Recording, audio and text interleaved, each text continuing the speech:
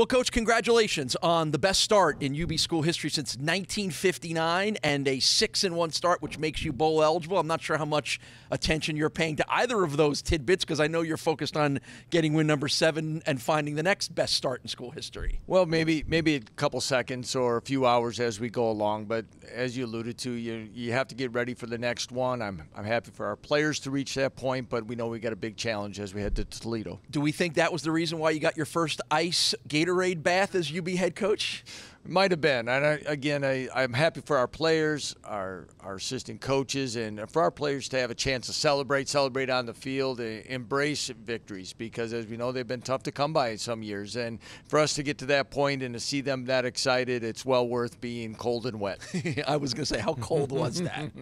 It was pretty cold.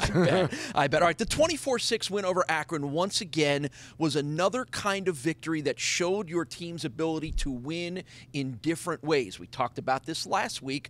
It was more defense-driven. So let's start by talking about the overall effort of your defense. Yeah, probably our best defensive performance of the year when you consider holding the opponent out of the end zone, bending, not breaking, getting some, but holistically, I just like the way we played the game. We had some players really step up, make some big plays. We, reserves stepping in, Taylor Riggins, Tyrone Hill were some guys that played extremely well. So when you have that happen, I thought it was, something, again, that we can build upon. I think the most surprising thing of all, not that we knew he couldn't do it, but because we hadn't seen it in a while, was to sort of let Tyree loose a little bit on the ground. It was great to see him do that, Paul, that he saw some openings. But the thing I was most pleased and proud of is that he took what was there, got out of bounds or got down, and he did things to keep drives alive, which to me continues just to show that development as a complete quarterback that he is becoming.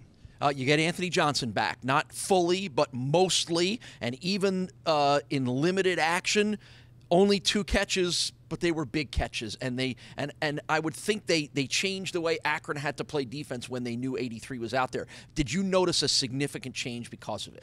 Well, we saw some change. It was great just to have him on the field. He's worked hard, as we said, to try to get himself back out there. We put a repetition, game snap, really limit on him. And then you kind of go through a game, and does it happen? And he was right below it, so we played him about as much as we intended to.